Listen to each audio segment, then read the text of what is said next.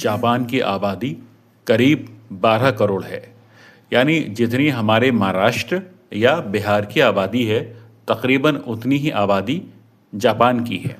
इस पॉपुलेशन में अब 100 साल या उससे अधिक उम्र के लोगों की तादाद अब करीब करीब 1 लाख हो गई है। यानी जापान की आबादी में 1 लाख लोग ऐसे हैं जो अपनी उम्र की सेंचुरी बना चुके हैं। और इसमें इंटरेस्टिंग बात यह है, रोचक बात यह है कि इनमें से 88% महिलाएं हैं। जापान की सबसे बुजुर्ग महिला हैं 114 साल की शिकोगो कागावा, और वहीं सबसे बुजुर्ग पुरुष हैं 111 साल के कियोताका मिजुनो। जापान में हर साल 15 सितंबर को इन बुजुर्गों के लिए सम्मान दिवस मनाया जाता है। इस मौके पर इन 100 वर्षीय नागरिकों को प्रधानमंत्री की ओर से एक बधाई का पत्र और चांदी का कप मिलता है। इस साल यानी कि सितंबर 2025 में 52,000 से ज़्यादा लोग प्रधानमंत्री से ये सम्मान पाने के हकदार बने। लेकिन ऐसा हमेशा से नहीं था। 1960 का दशक, उस समय जापान में 100 साल की उम्र पार करने वाले लोग दुनिया में सबसे कम थे। 1963 की बात करें तो यहाँ केवल 153 लोग ही ऐसे थे जो 100 साल से अधिक थे। लेकिन वक्त बदला और 1981 आते आते ये संख्या 1000 पार कर गई और 1998 तक आते आते 10,000 हो गई।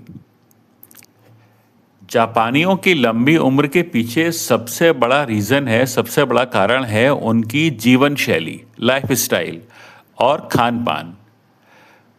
उनके खाने में समुद्री जीव यानी मछली और सब्जियां अधिक होती हैं।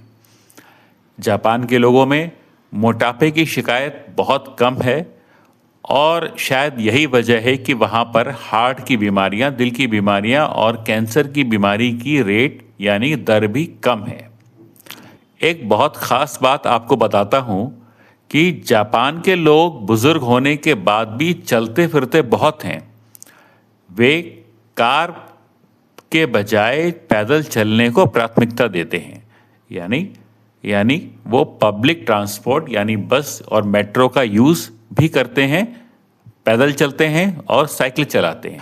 और दिलचस्प बात दूसरी ये है दोस्तों कि वहाँ के बुजुर्ग घर पे नहीं रहते बल्कि काम भी करते हैं। साल 2024 में जापान में करीब 93 लाख बुजुर्ग नौकरी कर रहे थे। ये लगातार 21वां साल है जब बुजुर्ग कर्मचारियों की संख्या बढ़ी है। 1928 से जापान में रेडियो ताइसो नाम की एक सामूहिक व्यायाम की परंपरा है, ग्रुप एक्सरसाइज।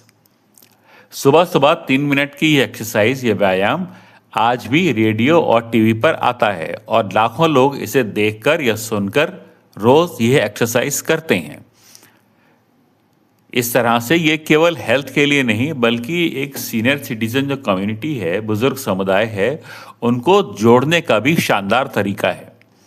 इसमें एक पेंच भी है दोस्तों, वो ये कि जापान को इस बात का क्रिटिसिज्म भी देखना पड़ा था।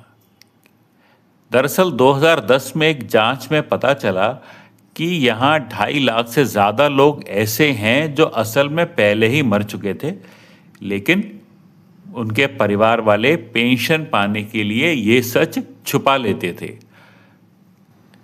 जो भी हो, जापान दुनिया भर में एक मिसाल है इस बात की कि वहाँ के बुजुर्ग सक्रिय, संतुलित भोजन और समाज से जुड़े रहकर लंबी और स्वस्थ उम्र तक जीते हैं। आज जापान में 65 साल से ऊपर की आबादी 3 करोड़ 61 लाख है। ये देश की कुल आबादी का 29.4% है, यानी हर 3 जापानी में से 1 आदमी बुजुर्ग है। और अनुमान है कि 2040 तक ये आंकड़ा 35% से ज़्यादा हो जाएगा। तो जापान की ये कहानी हमें सिखाती है कि उम्र केवल नंबर है, एक संख्या है। Age is just a number. असल बात है जीवन जीने का ढंग।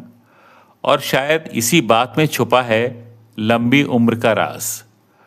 दोस्तों, फिल्म आनंद में राजेश खन्ना का अमर संवाद है, बाबू मोशाय, जिंदगी बड़ी होनी चाहिए, लंबी नहीं। पर जापान के लोग बड़ी जिंदगी तो जीते ही हैं और साथ में लंबी भी। धन्यवाद।